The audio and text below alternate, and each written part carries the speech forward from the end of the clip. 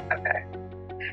Hi, everyone. Welcome back to another episode of First Gen Homies. Today, I'm so excited because I have my amiga Jennifer from NYU. We've been saying we're going to record this for a year and a half now, and we're finally here almost a year later from graduation. So we're kind of celebrating too.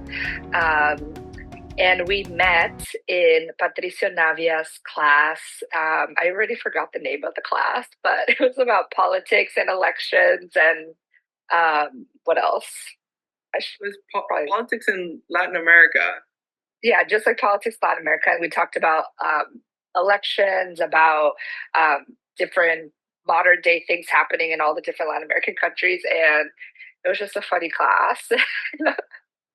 And Jennifer was the best part of it. I Uh, remember just like us texting back and forth in the class, like just whenever he said something really crazy.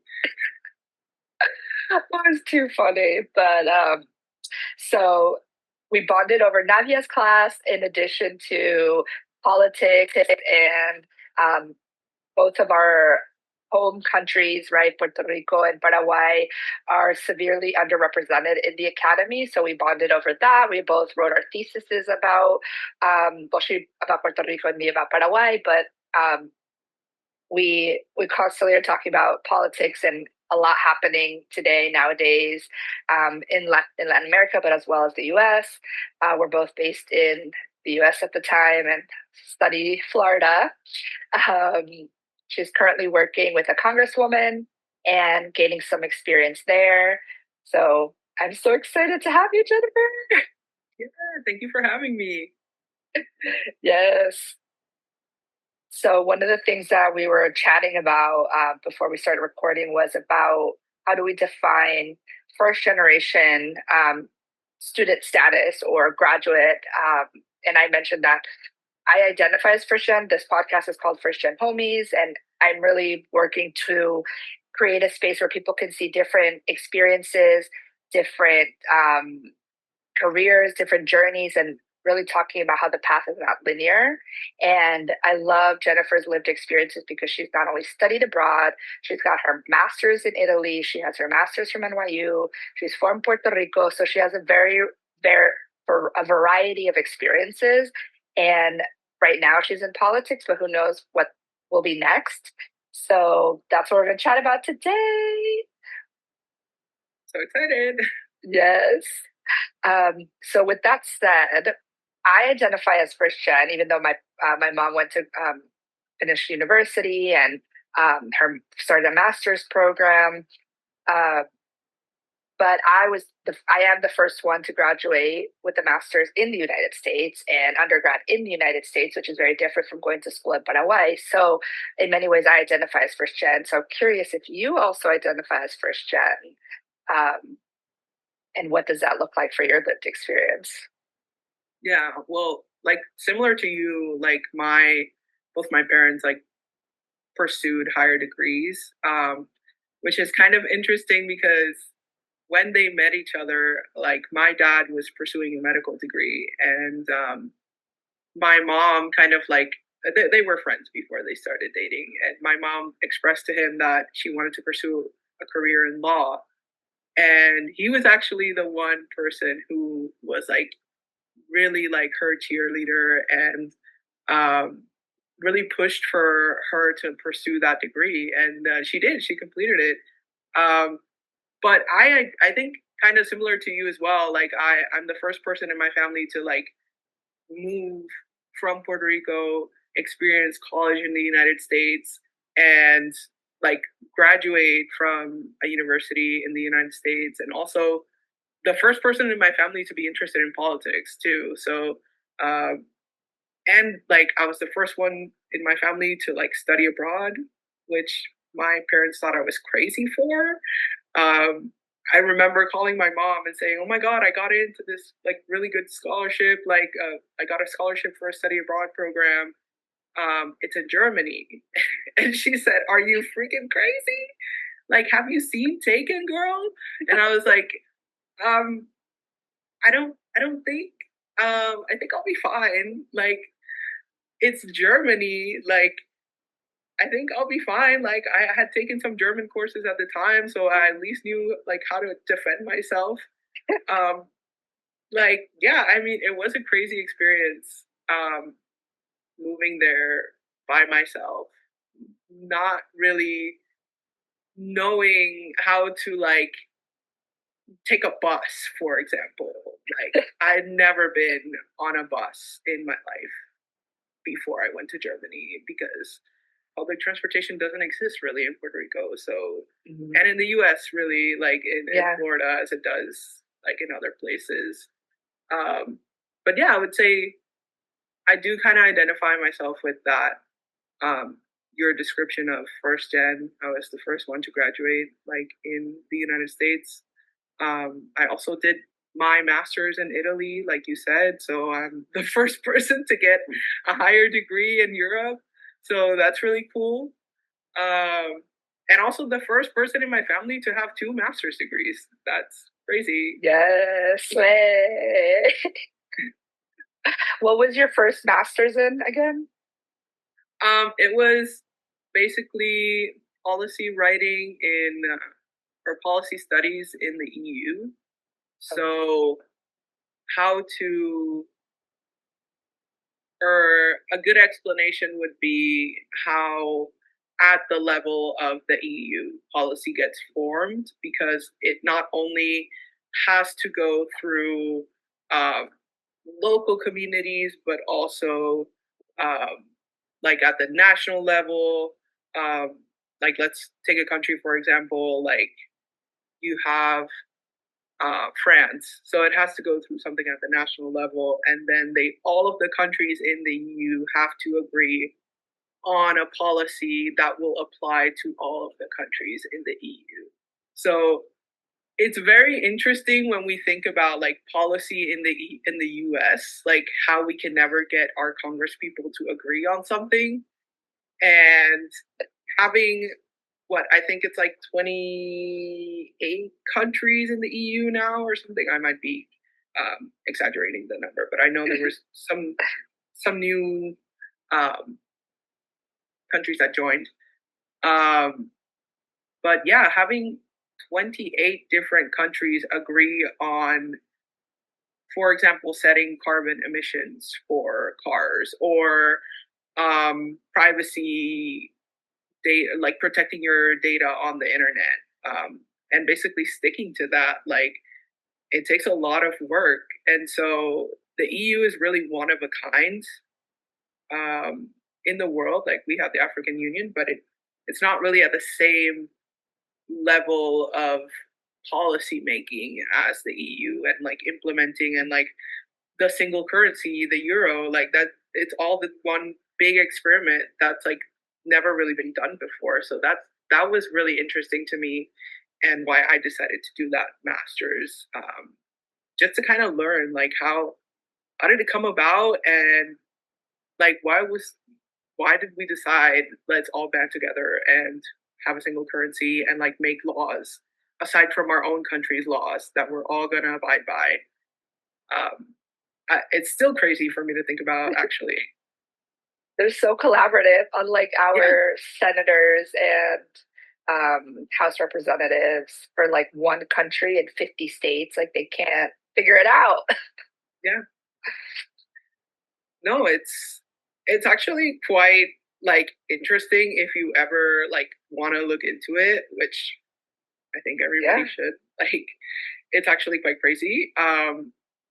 But and it's super complex. Like the way it's set up, which is why I did a whole master's about it, because there's so much to learn.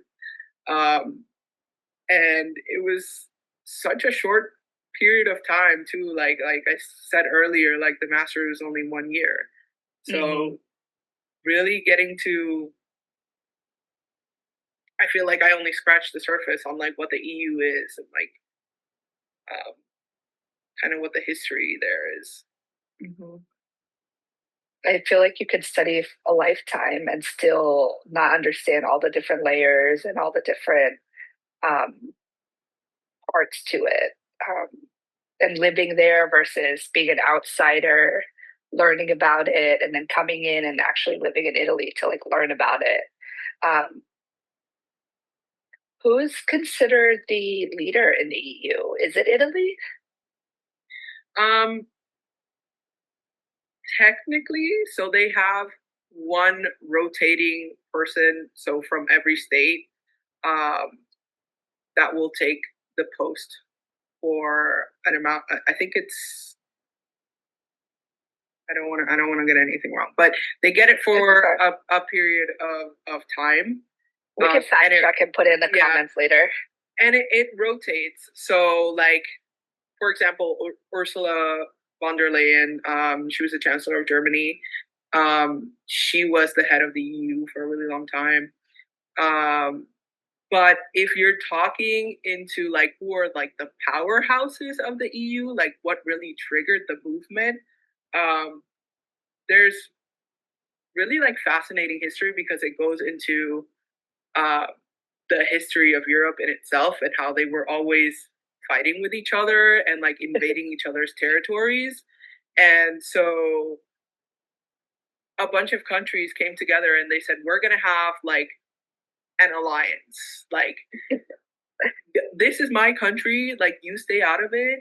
And that's basically how it started. They started interweaving like their own economies. And they said, well, if your economy is dependent on my economy, then you will have no incentive to come ruin my country because you'll ruin your own country. And so they just kept adding and adding other countries until it became the EU. And that's kind of the whole point is like, we can't really destruct each other because we all are Europe in a sense. They can't or else they'll implode. Yeah. I mean, and it's like I said, it like the EU is really an experiment. Like we see countries leave, like Brexit. Brexit, yeah. I was going to say, I feel like government is an experiment in general, anywhere. Yeah. I mean, that's true. Like, also, side note, if you're listening, Jennifer and I are history nerds and we nerd out about politics and history. So if it gets granular, just know that's why. And anything we talk about, I'll share in the comments for like fact checking or articles that we find interesting that we share and connect about. But I think it's so interesting to talk about government from the EU perspective and the United States. We're based in the US and what's happening in the not only on US soil but abroad and how everything is reverberating back and forth and like it makes you think or makes me think like what is the point of government, right? I feel like we're at an inflection point of what is the point of these systems in place that are not I believe are not serving the people that they say they should serve or supposed to serve. And so what happens next? Like what if they're not serving, if they're not working, then what's next? What happens? Yeah. No, and I think to that point, I saw a video recently of Claudia Sheinbaum. She's the president of Mexico. And she was saying, like, what do all the Nordic countries have in common besides their like rank the happiest in the world, like their citizens are the happiest in the world. And she said they all have this great social net, right? So their government, like, yes, they have high taxes, but their government provides services in return. And so if you look at the Nordic countries specifically, they have free college, like free higher education. They have subsidized healthcare. They get paternity leave. They get maternity leave, like longer periods of paternity leave.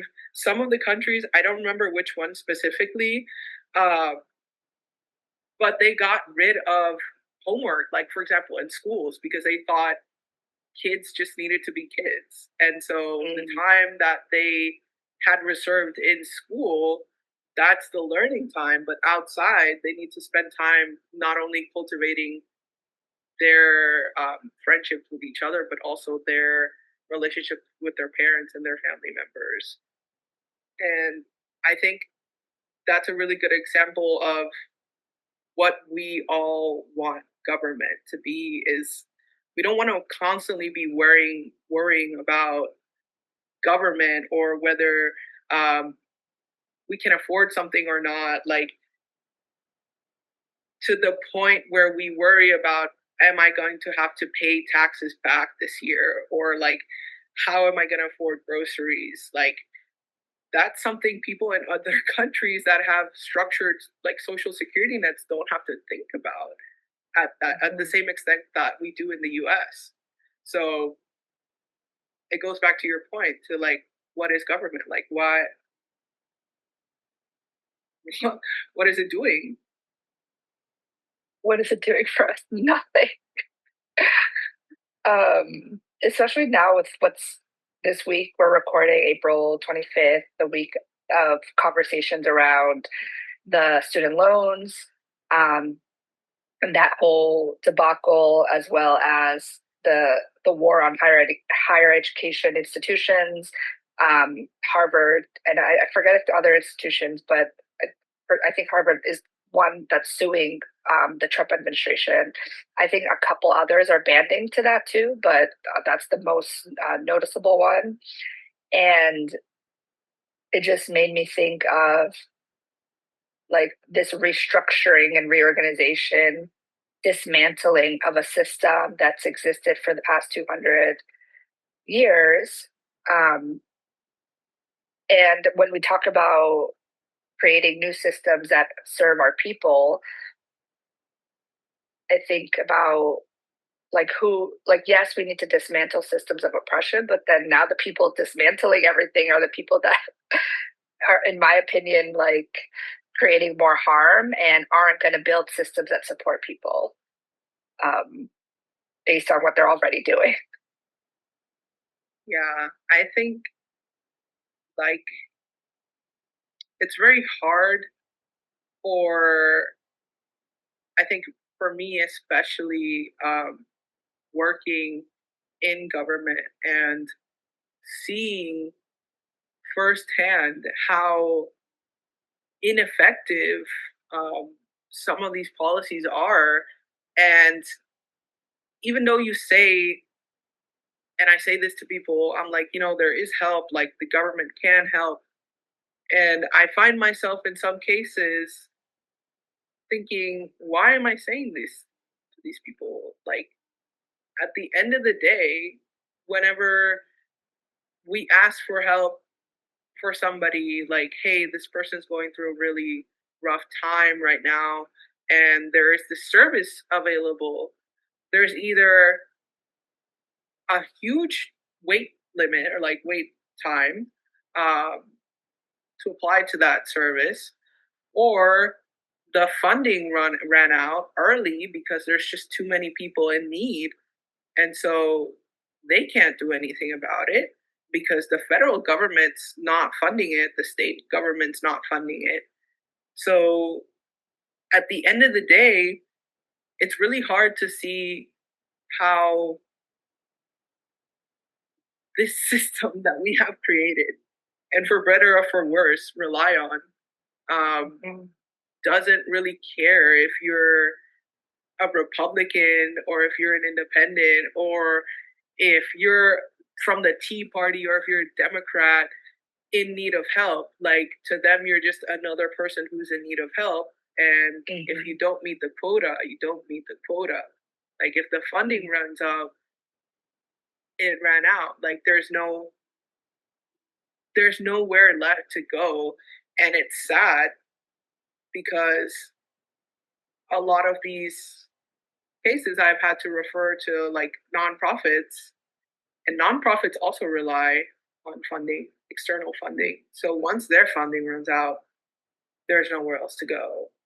And it's really heartbreaking to see it day in and day out. And it's kind of one of the things I hate about government is how I can see it let its people down. And people don't really understand. Like they don't understand that it's not because of their race, of their political affiliation. It's just literally how the government is.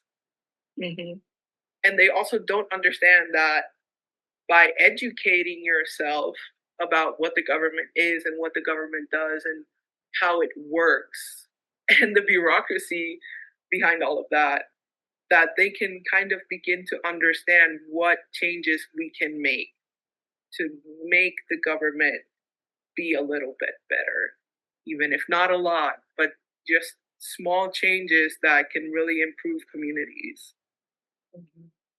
Yeah, that's been my biggest reflection is people don't understand how this government works. Regardless of Democrat, Republican, Independent, whatever party affiliation, the entity of governmental system operates in a certain way and people just don't understand how that functions. And obviously that's we can discuss about how that's by design and for other conversations, but um that just makes me think of like the importance of education and the importance of civic literacy, and understanding like if you're going to operate within the system, how do you show up and how do you be an active bystander versus like a passive person, and then something happens and you're like, oh, who do I actually rely on, what do I actually rely on? But that made me think, what did you major in undergrad? Was it political science? Yeah, I did my bachelor's in political science, and then in my BA, we actually had to choose a track because Okay. political science is so broad. Yeah. So I did American public policy and Mm. politics. So, which is why I know a lot about Yeah, yeah, yeah, yeah. U.S. government, and I would say it's by design. Like it, they purposely make things harder than they need to be, and which is why I think a lot of people are attracted to this idea of Donald Trump and creating efficiency in government because that really is a thing that is needed. But at the same time, the same people who have been in office for so long are the same people who have created these inefficiencies. And even if a president comes in and he says, I'm going to overhaul the entire government, it's not that easy. Like, Mm-hmm. there are systems, there's laws, there's the Constitution. Like, you can't just override all of these things and Mm-hmm. say, I'm going to completely wipe it out and I'm going to start it from scratch.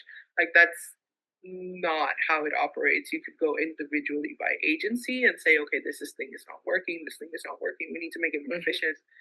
Um, but just taking a sledgehammer is to the government is crazy, in my opinion. I think there's a lot of things that we could definitely and should make better in our government.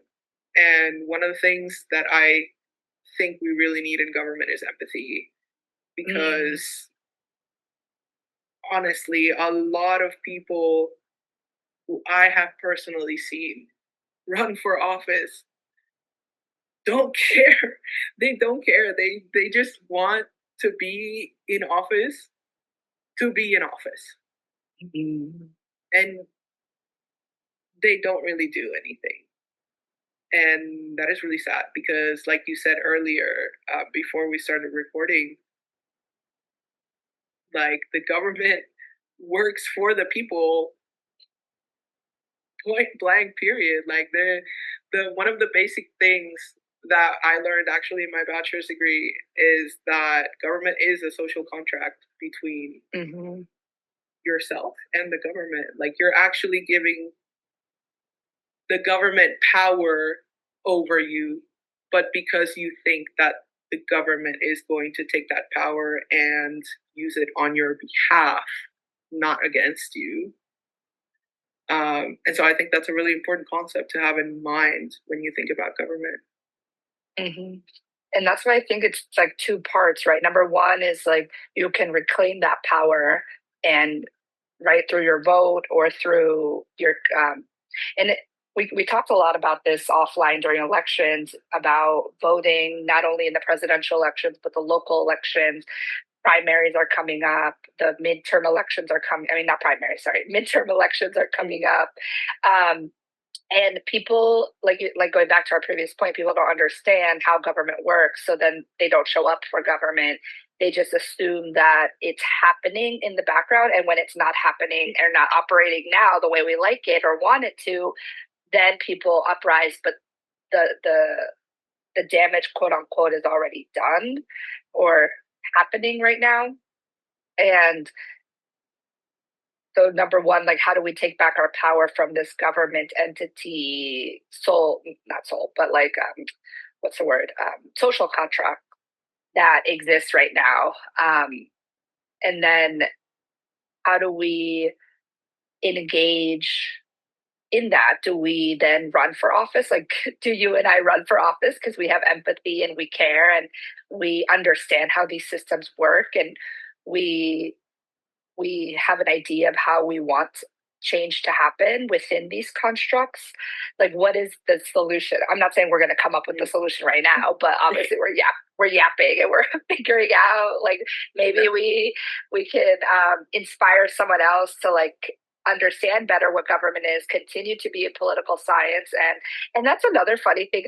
During the elections, I was amazed at how many people were just yapping on the internet about without real understanding of how government works, right? Just opinions.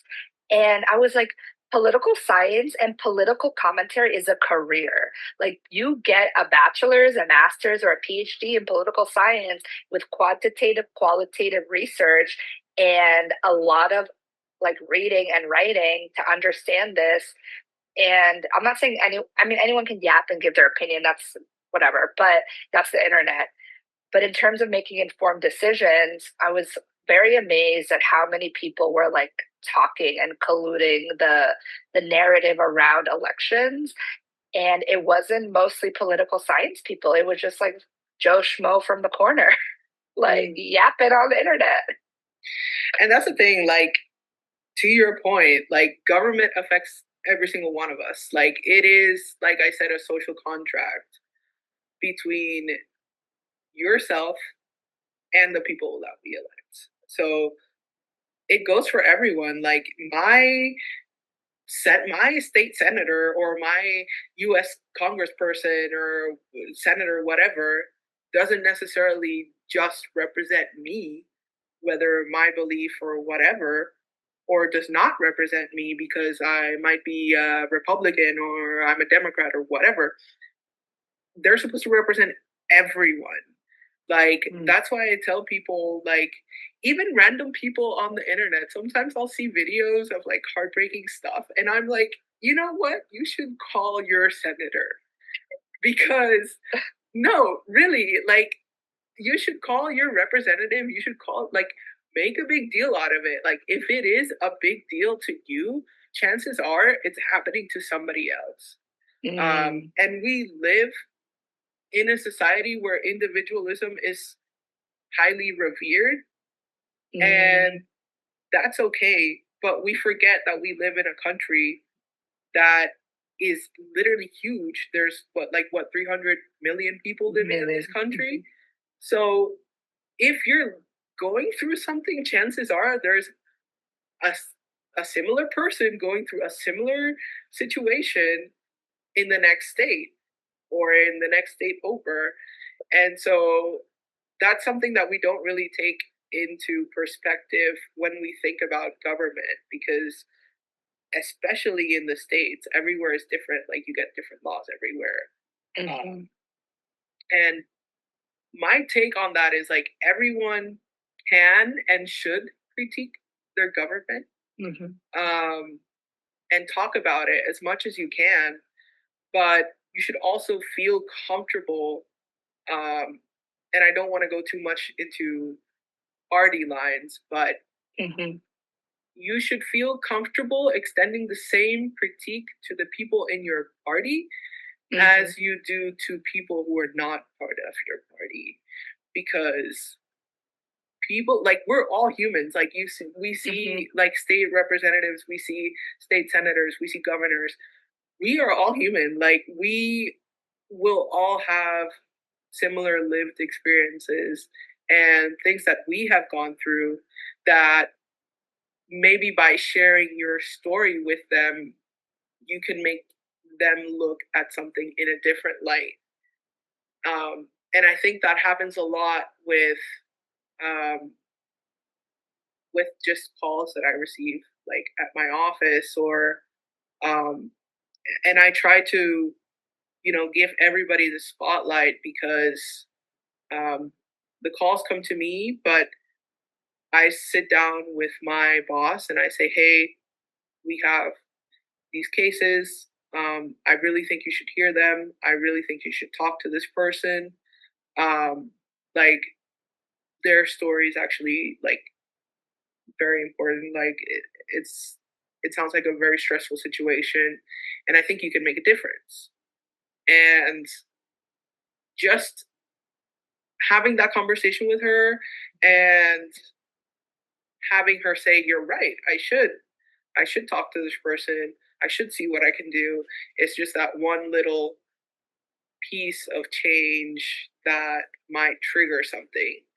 Um, and that's not to say it'll trigger like policy, being made, but it Overhaul can. everything. Yeah, it can. Like, um, one story that I really love about my boss is, she created a mental health bill because of one of her constituents, because of the story that, um, just the situation that they were living in. And she was so moved by it that she said, no, this has to change. And so she pushed, she pushed, she pushed, she pushed until the legislation passed. And that's something people don't understand. It's like, if you don't take the time to have that conversation with the person that you elected, because at the end of the day, they're a person. They're a person, Yeah. and you put them there for a reason, um, and they're supposed to have your back. Like, if they don't, then that's your responsibility to think about it and say, maybe next time I won't vote for this person. Mm-hmm.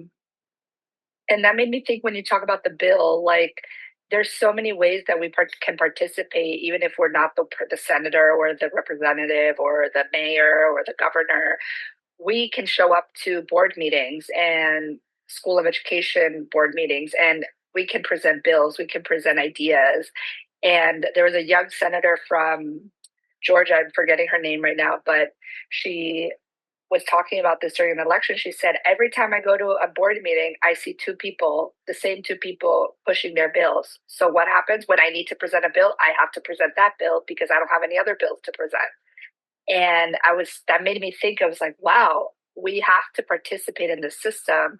That yes, it might not be working great, or there's a lot of change that need to happen, but within what already is happening, we have to show up for it. And like calling our senators, and she said too, like the youngins in different there's the youngins in what's that community, oh, turning point USA, they're calling their representative, they're making things, like they're organized, right? Whether we agree with them or not is a different conversation, but the organizing piece is implemented, and that's something that's missing maybe in other groups that are not showing up and not asking for bills to be passed or presenting them. So it just made me think now, post graduation, like how do I show up more participating in the system as well.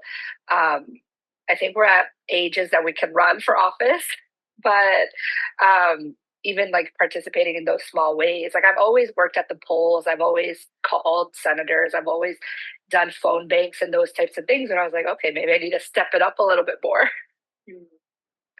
Yeah, I think also, going back to the way the system is by design, um, Mm-hmm. we live in a capitalistic society, Mm-hmm. that literally demands most of our attention the Yeah. entire day. And so and it was what I was talking about earlier when I said this year has felt so long, and yet I cannot believe that a year has gone by since our graduation because Mm-hmm. I feel like I'm doing the same thing over and over again. And it is like that. Like you work 9 to 5, you're tired, you get home, you like want to relax, you eat dinner and you go to bed. Like it is like that. And so there really isn't a lot of space left over for you to Mm-hmm. think, oh, let me go to my local school board meeting. Yep. Or my county is having a meeting today. Like maybe I should stop by and like voice my concerns about something. Mm-hmm. But there really isn't enough space for the regular person to think of Mm. something that's affecting them politically and more or less for them to act on that. And so even if we wanted to get involved, it that's why I say like, call your senator because it's like the easiest form of involvement. Like it's a low maintenance thing, right? Like if you want to get involved in other things, that's great. And I think you should always start at the local level Mm-hmm. because it does affect change, even if you don't have like something sorted out at the state level, or you want your, I don't know, your streets to be better lit or something like that. That's something that you can take up at the local level. Uh, and so there's a lot of avenues for people to interact with government. I just think it's finding the time to do it Mm-hmm. as well. Um, and yeah, that's I really wish I could say that I am involved and that I go out and I go to some of the board meetings.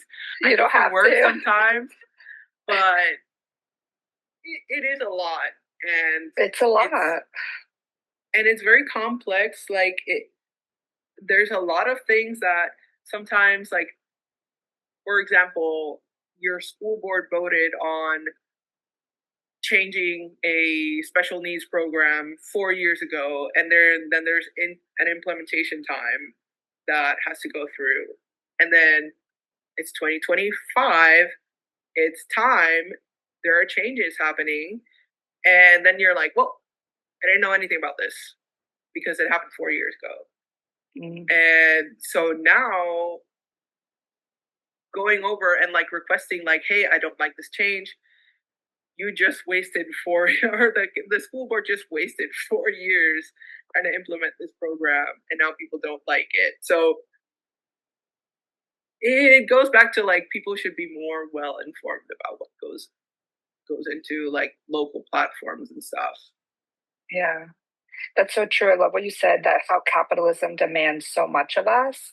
And to create, to go to these meetings or make a call, it's like, oh, only 8 to 5 or 9 to 5. And it's like, well, I'm working 8 to 5. So it's Yeah, like the window to do anything is within these parameters. And because capitalism takes up that time, anything before and after is not possible. Like exactly. it's crazy. Like we're all working and then but you have to go to the doctors or you have to do X, Y, and Z. It's like they're only doing during business hours too. So it's like, how do we even do it? You know?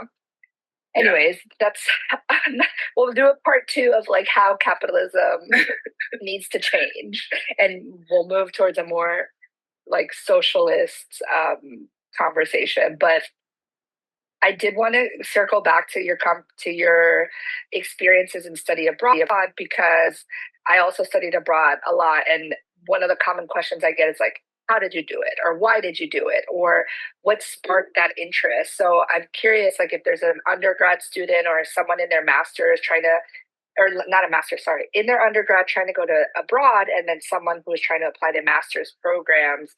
Um, what advice do you have for them, or what was your journey in deciding the countries that you went to and um, why? Yeah. That's a good question. I will say in my undergrad, I was looking at several study abroad programs, and I did the research on it. And how it works in the U.S. is, well, at least I don't know for every university, but the university that I went to, um, I would still have to pay my tuition at UCF, And on top of that, I had to pay the fees for admission at the other university and the tuition for however long I was going to be there. And Oh wow. so it really seemed like an unattainable goal for me. So I didn't really pay too much attention to it until I was well in my junior year. And I decided to take a look at it.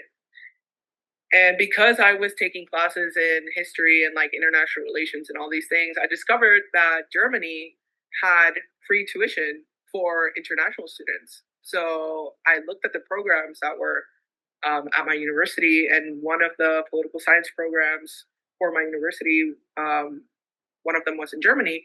And so I said, I want to go to Germany so I don't have to pay for double tuition. It was a sensible solution. And I had taken that wasn't the only reason. I had Yeah, yeah, taken yeah. German prior to that because for my degree, I needed a foreign language, and I don't know why I decided to do German, but I did. And so I was like, you know what? I already know some German. It's free. It's looking like a good option for me right now. So I applied. I remember I went to my advisor and I said, I want to do study abroad. And he said, yeah, perfect. Let me send you to Australia. And I was like, that sounds amazing. But how much is the tuition? And it was like 20K.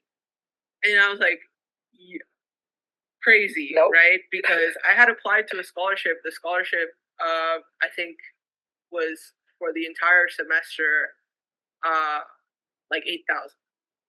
And so it covered my tuition at, because I had in-state tuition at UCF.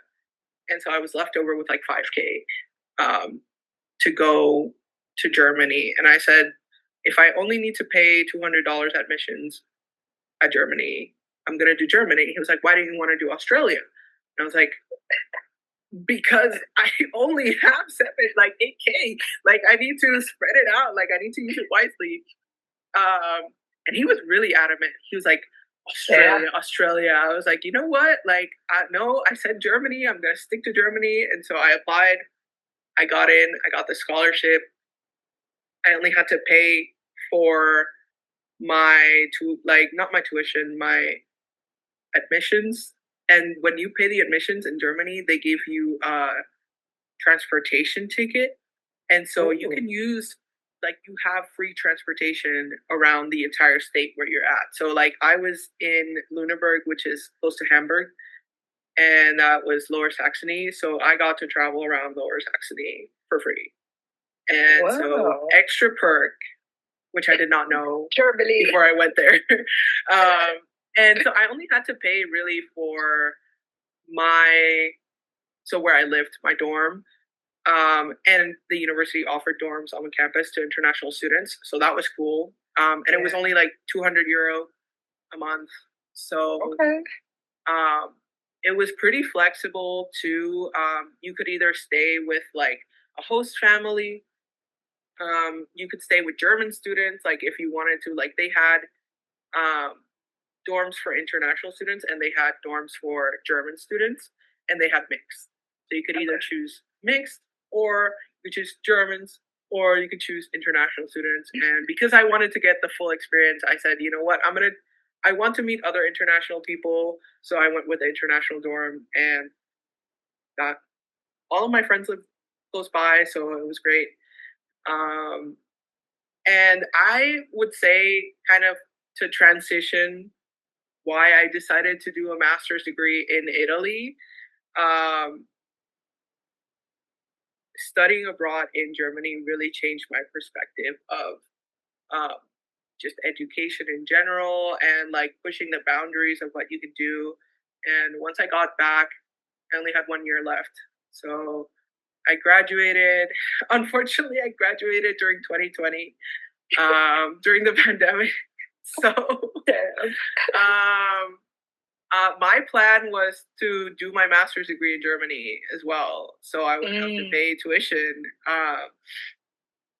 But because of COVID, they were only accepting German students. Oh, okay. And so I got waitlisted to every university I'd applied to.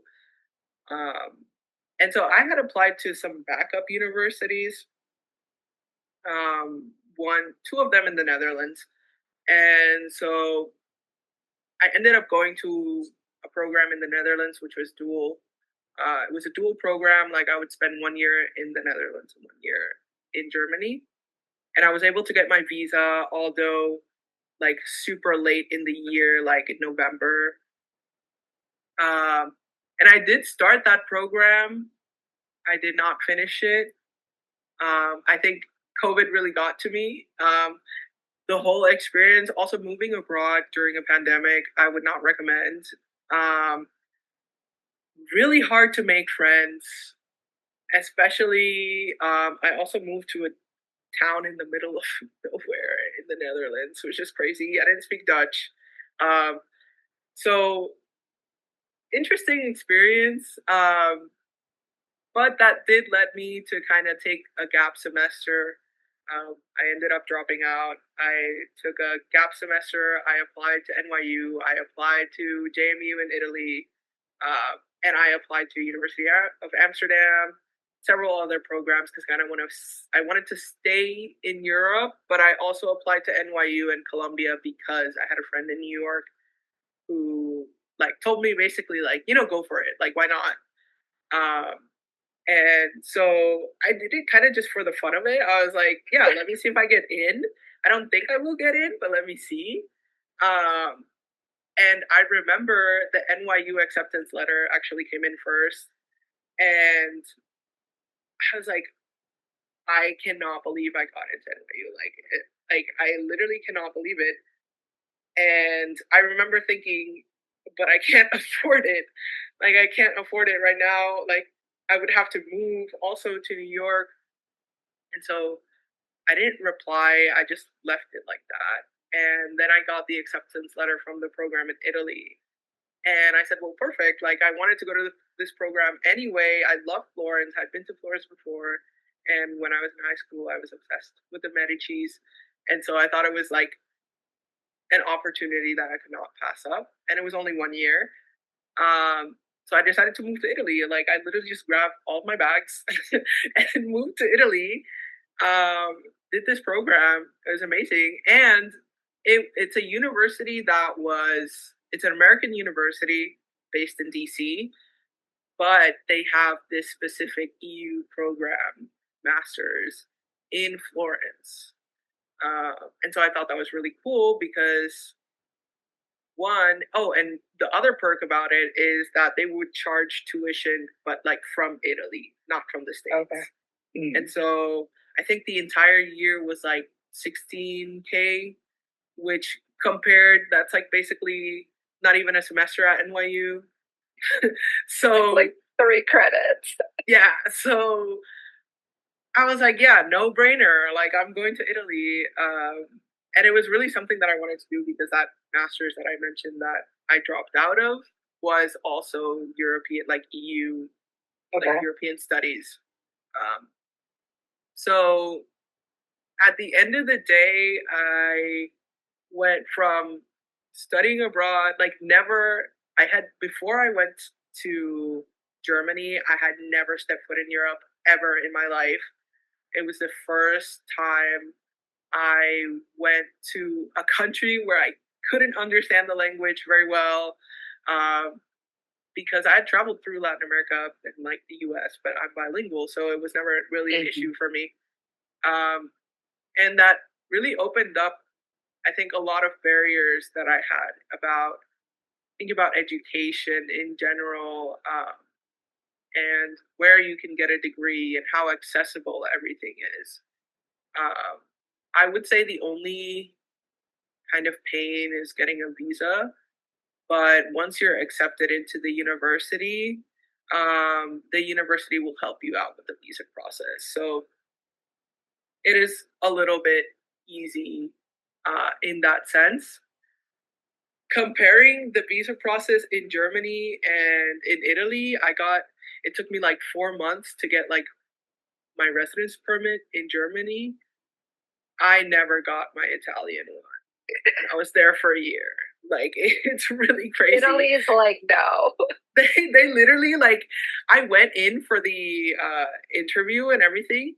Um and they just stapled a paper to my passport and said, "Yeah, if you want to go out of the country, like just show them that paper."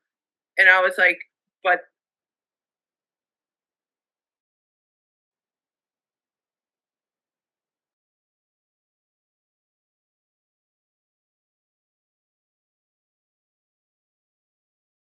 they give you a card or like a sticker in your passport."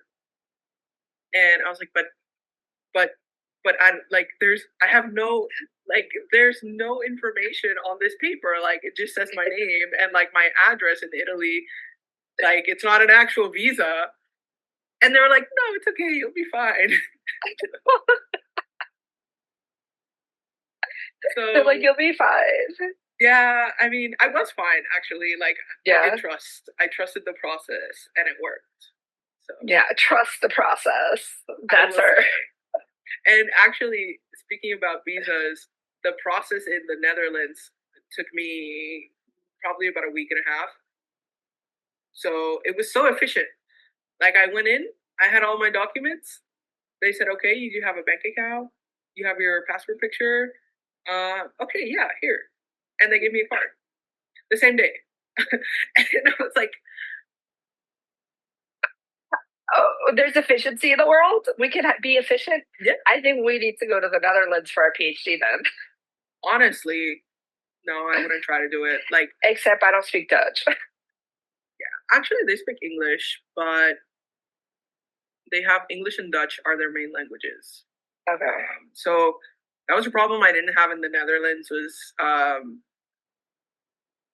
because I lived in a small town when I was there. That was a problem, but I moved to Amsterdam. Everyone spoke English. They were just like, yeah, like, and even in the small towns, like I got stuck in a train once in the middle of nowhere too, and then like the person from the train, like that worked there, was like, "Yeah, I speak English. Like I can help." So Oh, that's so nice. yeah, no, in Germany, people just like screamed at you. I'm scared. Yeah, That probably gave you some thick skin to be in Germany and study no, abroad there as your first experience. Like, yeah. props to you. I am terrified to go to Germany.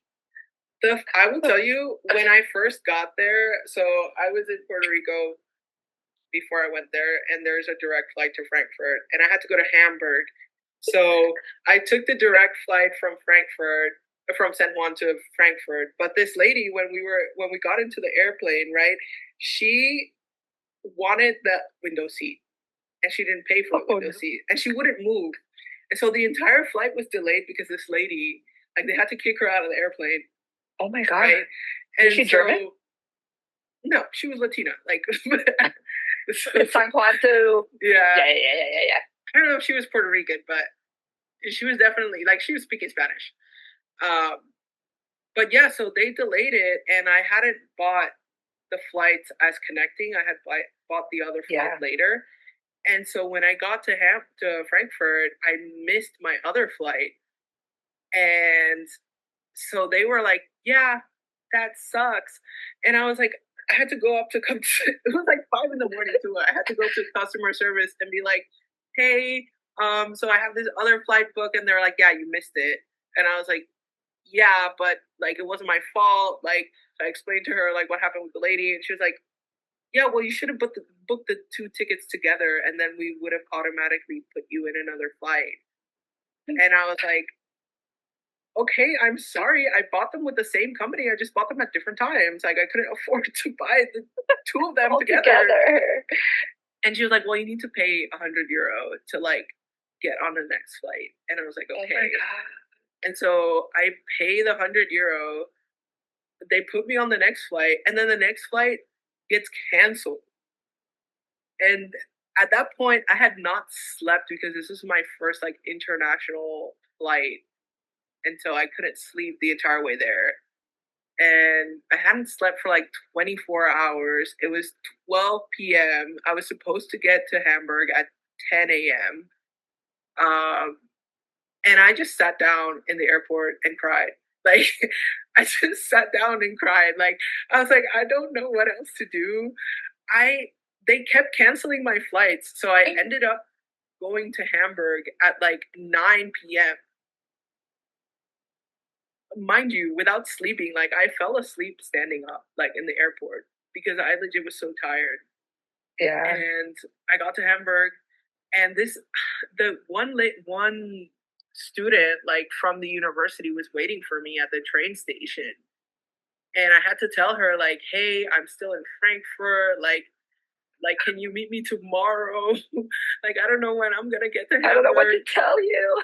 Like, I don't know what to tell you." So I was just like literally like crying the entire time I was there. Like, by the third time my flight was delayed or canceled, I like was just full on sobbing. And these like people that were on the same flight as me in the morning, they were like, "Are you okay?" Like, and they were from Puerto Rico. They were like, "Yeah, like we're also going to Hamburg." Like, oh, and my card had gotten like blocked because I did not call my bank to tell them that I was going to Germany, so I had no money. And so I was just crying because I couldn't even afford to like buy myself some food. And they were like, and so I was like sobbing. I like tell them the story. I'm like, I can't even call my bank because like they're still not open, like whatever.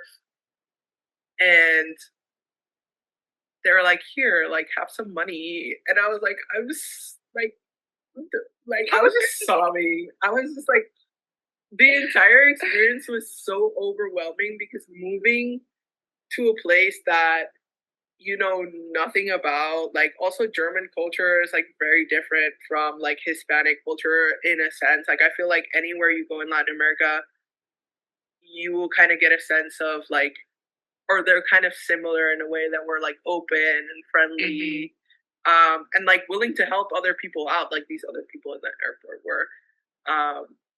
But yeah, like Germans are cold and they really don't care. Like they're just like, that's a you problem. I'm sorry. And so that was very shocking to me, um, having that first experience be like that. But I really think it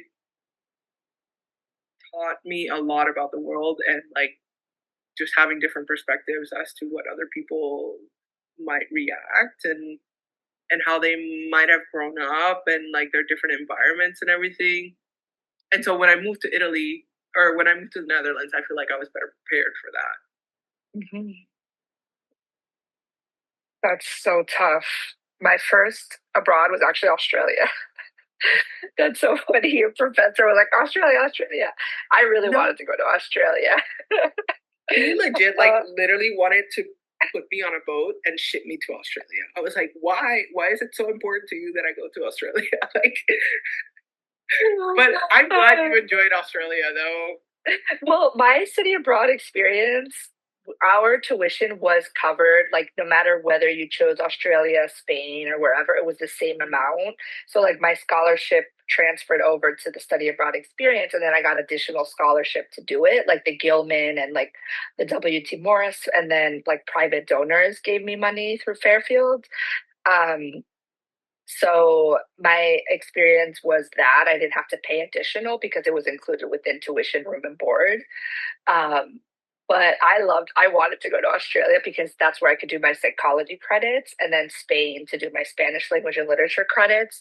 But it was funny because one of my professors was trying to get me to go to Nicaragua. She was like, Nicaragua, Nicaragua, no Spain. I was like, no, like I lived in Paraguay, like I know Latin America. I'm not doing that. And they're like, Nicaragua, Nicaragua. And I was like, no, I'm going to Sevilla, I'm going to Spain. They always want to send you where they want you to go. Like I don't understand how they like see you and like define, I will send you to this place. Like people to Australia. just like so funny. And then he kept pestering me. He was like, why Germany? Why? Like Germany's boring. Like you should go to Australia. Like every time he saw me, and I would see him a lot because some of my classes like were in the poli sci building. So every time he saw me, he was like, Australia? That's so funny. I feel like So I'm like that sometimes with my students too. I'm like, what about this? What about this? Like, you can do whatever you want, but like, think about this. yeah, now I feel like I have to ask, how was studying abroad in Australia? I loved it. I was in Brisbane, and like I said, I wanted to go there because I could do my psychology credits there versus I didn't want to go to London and I didn't want to go to, what was the other option? London, Ireland, like English speaking countries to get my psychology credits. So I was like, no, like when am I ever going to be able to go to Australia for 6 months? Because it's so expensive, number one. Number two, the flight is 24 hours. So you have to go minimum 3 weeks for the flight to be worth it. So, and actually, and when I was living in Paraguay, there's this program called AFS, and they had a program for high schoolers to go to Australia, and I didn't go on it because we moved back to the United States. So I always had that in the back of my mind. Like 15-year-old Delicia wanted to go to Australia, she just couldn't. So I was like, I got to do it. And I loved it. I loved Brisbane. I loved Sydney. I didn't really like Melbourne. Melbourne was very cold, European kind of city. Sydney is metropolitan. And Brisbane is like surfing, like beach vibes, like Florida, the Florida of Australia. Um, I mean, it is a very basic Anglo country, so it was very basic in that sense. But I loved it because it was just so different from like it just what makes it different is like the geographic location, like the proximity to Asia, the different like yeah, just like the different worldview, I guess. But it is Anglo, it is a Commonwealth of the UK, so like culturally they're not that special. But if you do tap into the Aboriginal community, then that is the I guess this the nuanced cultural part of Australia, right? Not the Anglo colonizer part, but like the Aboriginal original peoples of Australia. Um, and then Spain, just because I was studying Spanish language and literature, and I wanted to go to Spain, Europe, and that's like easier to travel around. And that Yeah. was like my advisor's argument was like, just go to London so you'll be in Europe for a year and then travel around everywhere. I was like, yes, but no. Like, when will I ever go to Australia for 6 months? Like, I still think it's the best decision I ever made. And, but definitely not as tough as Germany, I would say. Like, I spoke Spanish, so Spain wasn't that bad. English is English. But yeah, I feel like Germany is a culture shock. Yeah, I think also if you're looking to go abroad, like let's say, and on the topic of just like master's degrees, Hmm. I keep going back to that. But if you're looking to do a master's degree and you're thinking, I don't want to get myself in debt, uh, highly recommend looking at programs abroad because, especially for grad school, like if you're looking to just get an MA and start working after that, or you're looking to get a PhD, you're gonna have that degree like regardless. Like when people are Hmm. looking for you, like at a job application that you submitted, they're gonna say, "Oh, they have a graduate degree." Hmm. So, regardless of where you got it, it's still gonna be weighted the same. Um, so I Exactly. think I was thinking that when I applied to all like the master's degrees abroad, it's like, well, I'm still gonna have a master's degree. Like Hmm. it'll be weighted the same once I want to get a job. So why do I have to get myself in debt in the United States when I could easily like just go abroad and do it for way cheaper? Um, and plus, like you said, you get to travel. Hmm. Like Hmm. it was so easy to travel, um, especially when I was in Germany, Italy too. Like it's super easy to travel around and like go different places. Like you could just hop on a flight and be in Morocco. You know what I mean? Like Yeah. it's Like, you know, insane. that meme that says like, oh, if I want to do a 4 hour getaway from New Jersey, I end up in Scranton, Pennsylvania, but in Spain you end up in France or Morocco or like Italy or somewhere fun. Yeah, exactly. Like we don't get that luxury here. Like No. even like to Puerto Rico is like 3 hours. I'm Yeah. still in the US technically. Technically. What made you get the second master's at NYU versus like directly a PhD? Um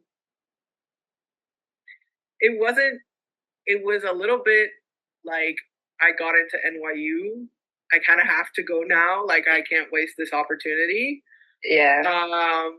And the other thing was kind of getting that perspective of getting that master's degree in European studies or EU studies, and then thinking, do I really want to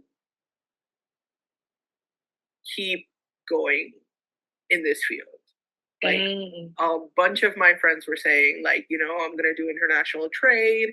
I'm looking at jobs in NATO, looking at EU jobs. Some of them got State Department jobs, which are great. Um, but it really, when the semester ended and when I graduated, I thought about it and I was like, okay, I could go to NYU and pursue something that I'm passionate about.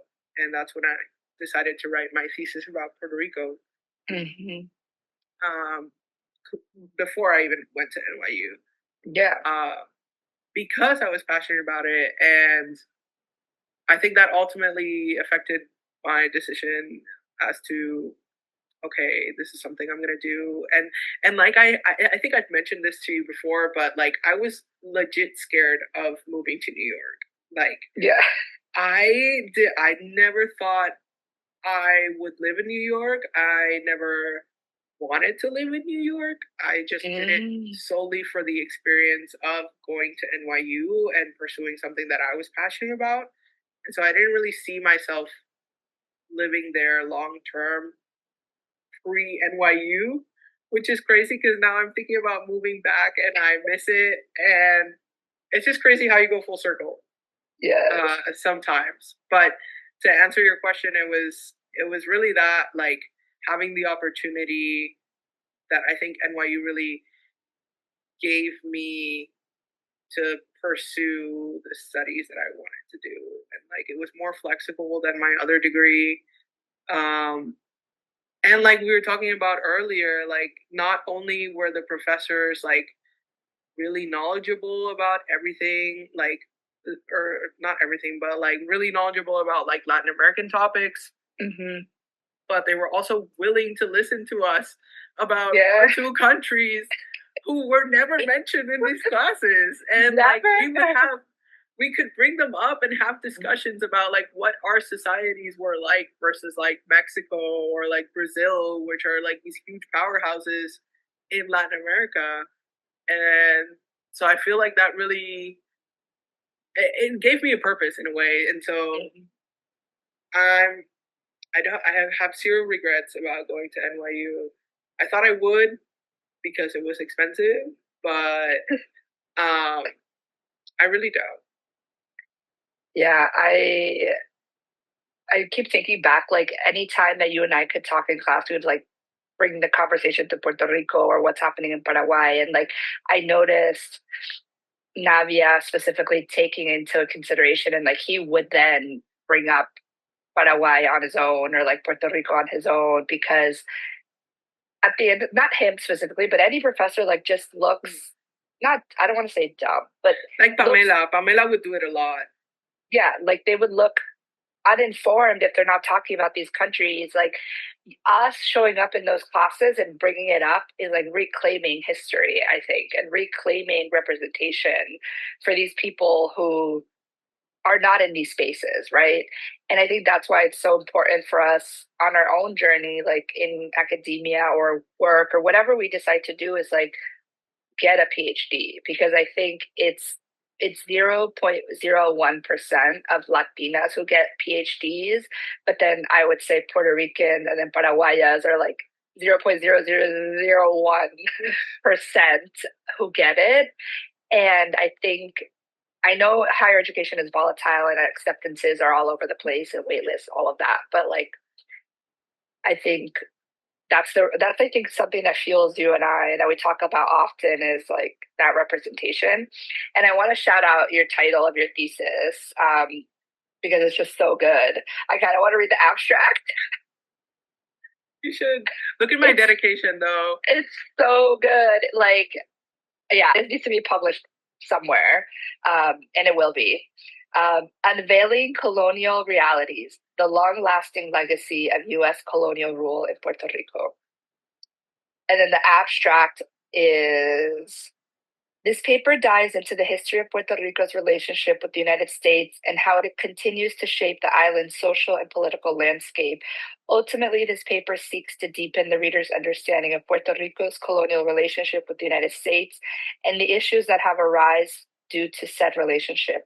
Through an analysis of historical events, political structures, and socioeconomic factors, the study demonstrates the multifaceted challenges that have emerged as a consequence of Puerto Rico's extended colonial status. Among these challenges are the ongoing push for self determination, Puerto Rican second class citizenship, and the divisive nature of status debates on the island. The analysis warrants the conclusion that Puerto Rico still remains trapped in a colonial relationship with the United States. Puerto Ricans exist in a perpetual state of exemption, being U.S. citizens who are not afforded the same rights as U.S. citizens living on the mainland, barred from participating in national legislature or presidential elections, and have little control over what policies can be implemented on the island. And then the dedication. I dedicate this work to my parents, my siblings, and the resilient people of Puerto Rico. And also, in a white font, it says, and Benito Antonio Martinez Ocasio, aka Bad Bunny, because yes, it's in white font. Easter egg. It's an Easter egg. Because I think going back and thinking about it when I was reading my thesis, I thought about my whole process, like growing up. And when I was in Puerto Rico, I would only listen to English music. Mm. I didn't feel connected to my culture at all. I somebody would put salsa on and I'd be like, ew, like I don't want to listen to that. Like I want to listen to like, rock and like pop music and like so I was very and I think this is something that comes from living in the experience of Puerto Rico because you live in a Spanish speaking country that gets 100% influence from the United States. Mm-hmm. And so for the youth, a lot of it is pushed through what we see on social media, like what's on television, what we hear in the radio, and a lot of what is played is in English. And so when I moved to the States, I remember having this kind of identity crisis where I just didn't want to listen to like English music at all. Like I was tired of pop, and so I started really looking into my roots and like reggaeton, salsa, merengue, bomba plena, like all of these things. And going back to writing my thesis, I was thinking a lot about that and about Bad Bunny and how he places political commentary in his songs, which is something I really wanted to talk about in my thesis, but I went over the limit that I was supposed to. So I had to cut a lot of stuff out. And so having that little line in the dedication, even if nobody could see it, was something that was special to me because I knew what it meant to me and like my growth and my process. And coming from a colonized mentality to where I can speak and having that experience of, hey, I lived there, I know what it's like, I know what people go through, and I know the United States is the cause of it. Like it literally encapsulates the thesis in whole, I feel like. Mm-hmm. Absolutely. I remember when we were talking about the power of Benito's new album, like this new one, Debí tirar más fotos, is just like like there's a course now at Yale. Like I just saw it this week. It says Yale University makes history with new course Bad Bunny, musical aesthetics and politics this fall. Professor Albert Laguna, an professor of American Studies and Ethnicity, Race, and Migration, will explore El Conejo Malo's impact on Caribbean culture through his most Puerto Rican album yet. From Salsa to Bomba, students will dive into the intersection of music, politics, and identity. Um, and that's just like you said, there wasn't enough space in our thesis to produce what the second part of what we wanted to do, right? Like we just scratched the surface with our master's thesis and it was already what, like 50 pages? Like Yeah. we didn't even have enough room. So that's why I want to like I think we need to do the PhD so we can write the book that we want to be read in classes so we're represented. But adding Benito in like white font, I think is awesome and so creative. Because he's there with you representando Yeah, Puerto I know. Rico. Honestly, I don't think anyone, well, I don't think a lot of people know that it's there. I know, like, I've sent my thesis to some of my friends.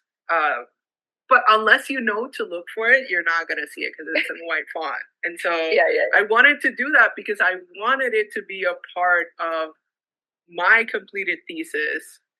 But I also didn't want the flack from my thesis advisor because he's Argentinian and he's got a lot of opinions on everything yeah. going on in Latin America, and Bad Bunny being one of them.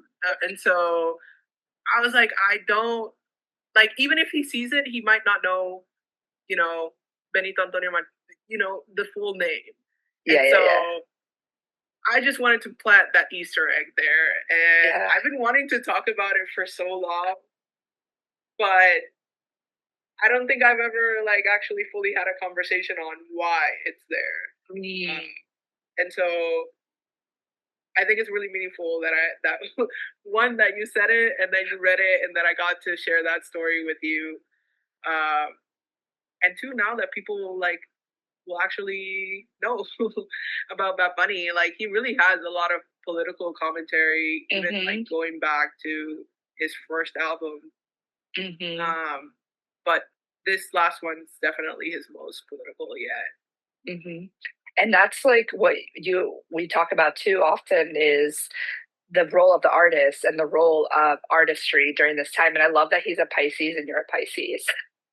Like the artistry, like we're and it's so in my midheaven is in Pisces, so there is a lot of artistry in my experience, even though I work in academia. Like that's I think why I wanted the master's to be a documentary and what I wanted to be a creative outlook within the work that I did. And I think that I think our masters were for us, like our personal history. And of course, the work we do is going to reverberate externally and in the academy because it's in the conversation already. But I also think it was like healing for you and I to do it like on an intergenerational level. And I think for many people that do masters like that is creative, but also heavily researched in history, there's something there in terms of reclaiming, but also healing intergenerational trauma wounds. Yeah. And like I had, and that's not to say that I started out with this topic in mind. It's not like I decided one day I want my thesis to be a full on criticism of the US. Like, no, it's just, it was a completely different thought process that I had at the beginning. Uh, I was really wanting to talk about the Commonwealth and how Puerto Rico is a Commonwealth, but and so I wanted to bring other perspectives from other Commonwealths because, like you mentioned, Australia is a Commonwealth and it works. And for some reason, Puerto Rico is only a Commonwealth in the name only. And so I think it really evolved from that idea. and just having to look like introspectively and with my advisors and going back and forth as to like what's going to be a good idea. They really did like the idea that I had presented at the beginning.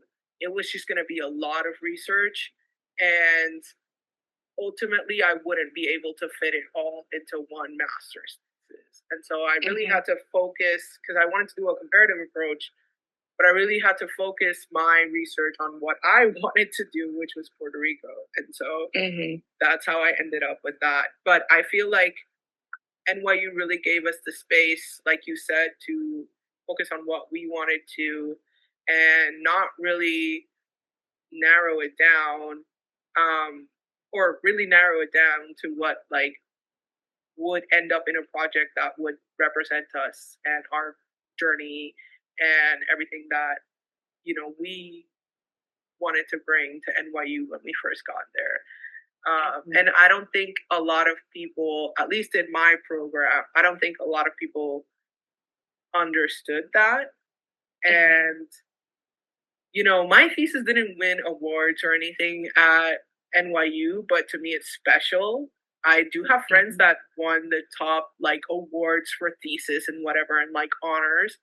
And they were like really technical in nature. I mean, there were important topics, obviously, because there's thesis, but it wasn't something that they were passionate about, and I know because like I know these people, so and it's really hard to sit down and read a bunch of books and sources and videos and things about something that you're not passionate about.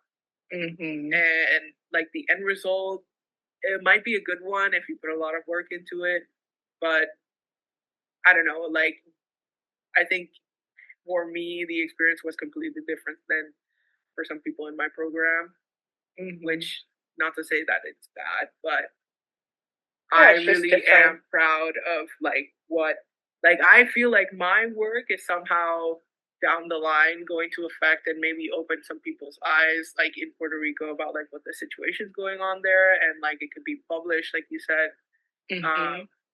versus like some people are just writing a thesis to like graduate, which to just completely fine. So we took it very personal. and that's okay. Like my advisor said, this is an intro to the book of your PhD, right? And that's how I see your 50 pages is also the intro to like a book, because you can add all those different layers that you wanted to add that couldn't be included now because of the time limit and also the page limit. That's why PhDs take 5 to 6 years, so you can write the 300-page book that includes all of your ideas, right? I mean, even with the book, I feel like we'll always have ideas, but for like that one project, that is the journey and the end goal. And like you have to be passionate about to sit down and read books on history and comparative analysis and really granular things. And even we were talking about how you didn't even scratch the surface of archive, right? The archives that exist that you can tap into, like even within just music, right? If you're going to do modern day Bad Bunny, but like the history, and he included that in his visual artistry. But what archives exist that you can explore that kind of prove what your thesis was and is. But yeah, definitely like there's so many things. We can publish it as like itself for articles, but also be the intro to our book one day. I think there's so many ways that they can go. Yeah, and one of the things I think I liked the most about the process was getting to learn more about my history, which I'm sure like you share the same sentiment because your project was very personal to you. And I had kind of done a little bit of that in our Latin American classes because I had focused some of my papers on Dominican Republic, like half of my family's from there. I did some papers in Mexico, which like my mom's family's from there. So I really did get the full experience into like delving deeper into my own history, uh, because I did get to do like explore research in places where like my family's from, and then like my thesis in itself was like where I grew up, where I'm from, like where I was born, and so and like the circumstances that come with living on the island, and like not necessarily my mom's experience was my experience or my dad's experience as an immigrant. And I think that's something we don't really take a lot into consideration. But I'm really glad I did like my master's at NYU because, like I said, it did allow me to do all this introspect, not only into myself, but like my culture, my dad's culture, my mom's culture, and really just get to know them also. And like it's helped me understand my grandmother a lot better. Um, just to like she grew up in a dictatorship, like your family. So I had no idea, like what the history behind all of that was until I sat down and I did a research paper on it. And I said, oh my God, I understand. I understand why she's the way she is. So, in conclusion, it really did like provide a lot of introspect. I think is what I would say. But I'm a yapper, so I love it. Yeah, that's why I have a podcast because I'm a yapper. And we can yap for 3 hours. Like it's my podcast. Literally, and I don't have ads, and I don't have a company telling me what I need to do. Like it's literally us. We get to define it. But that brings me to like one of my questions I ask all my guests is if you could tell your younger self either one or two or three pieces of advice, it doesn't have to be any number specifically, what would you tell your younger self, knowing what you know now, based on your lived experiences at NYU, in Italy, in the Netherlands, in Germany, in Puerto Rico, New York, Florida? What like if your younger self is listening to this podcast, like what would you want her to know? I would say if I could give one piece of advice, and it might sound like super cliche, but like like never judge a book by its cover. Like I feel like when I first moved to Florida, I was too afraid to like go to events at the university because like I was constantly, and you come at, like when you come out of high school you kind of have this mentality of people are constantly judging you, or you should act this way in public, and you kind of dim parts of yourself to like fit a mold. And I would say that I didn't really feel myself until I took away that that thought process of like I need to be like a watered down version of myself, and stopped being afraid of what other people thought, or like, oh, I'm not going to talk to this person, I'm not going to go to this school event because I'm not going to know anyone, um because I don't know what they might say. Like at the end of the day, like it doesn't really matter. And I think like at NYU I had gotten to that point where I just said, I'm going to every school event and I'm going to talk to whoever the hell I want. And like, whether I talk to them in the long run or not, like, I don't care. And whether like what they think of me, I don't care. Like, this is my personality, like, take it or leave it. And I feel like that is what I would say to my younger self is like, and I say this to my siblings a lot because I'm the oldest. And I had to go through years of being in my own head and not really having a lot of friends, and like not really pushing the boundaries because I was so stuck in this mentality of what are people gonna think? Like I should be a certain way or look a certain way or whatever. And after I got like out of that, and I think what really pushed me to go like to think outside that box was really doing my study abroad program, because I found myself somewhere where I literally knew nobody knew me. And so I could really like be whoever I wanted and do whatever I wanted. I was in a different continent. Like nobody knew me. All they knew was like that my name was Jennifer and I was from Puerto Rico. And so you can reinvent yourself. Exactly. It was, and it was so easy for me to make friends when I started, like, when I thought about that, when I was like, okay, nobody knows me. I don't care. Like, I'm just going to go to this event, whatever, and like meet people and like talk to random people because F it. Like, you know?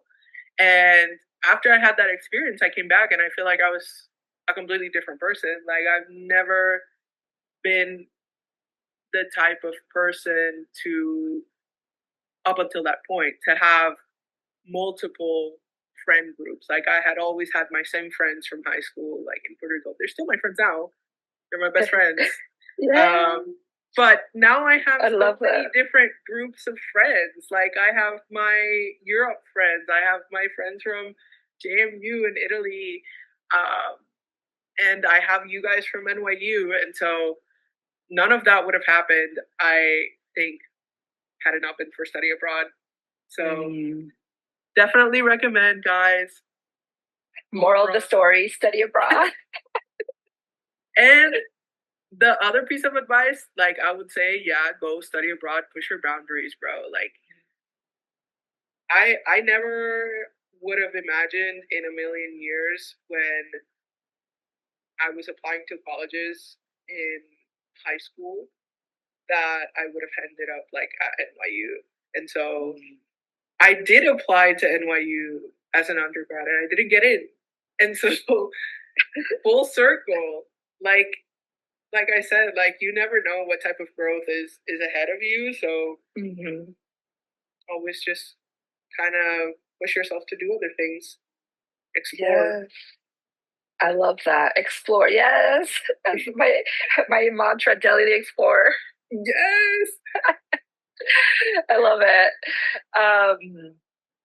Yeah, I think that's a great way to conclude our podcast episode. We never cheers at the beginning. I always have a cafecito, so we're gonna cheers. Look at my Bad Bunny. I love it. Bad Bunny is with us. El Conejo Malo. Yes, I love him. So, do you have what's the word I'm looking for? Well, thank you, first of all, for joining me on this podcast episode and chatting and yapping all things politics, post-grad, study abroad, all our favorite topics. And we might have to come back for a part two as we both navigate post-grad, PhD application cycles and see where we end up. Maybe we go back abroad or back in New York City. Yeah. So you never know. You never know. Stay tuned for part two with Jennifer. But if you like this episode, make sure you like, subscribe. If you have questions, put them in the comments and we'll get back to you. The video form is going to be on YouTube, the audio where you listen to podcasts. And if you would like to follow Jennifer, or if you would like to connect with her directly, what are ways that the peoples can talk to you? Well, you could reach out to me on Instagram. And you can share my handle because it's too long. I'm not going to spell it out. Yeah, I'll add it in the comments. Yeah. But you could reach out to me. Just make sure that you send me a message because my Instagram is private. I do have it private for work reasons. So if you want to connect, and you want to ask me about anything I don't know, grad school, government, U.S. politics, I'm all for it. So you can follow me if you want. Yay! Thank you so much for listening, and don't forget to rate, review, and subscribe. Give us 5 stars. Thank you. Have a good one, everyone. Until the next episode.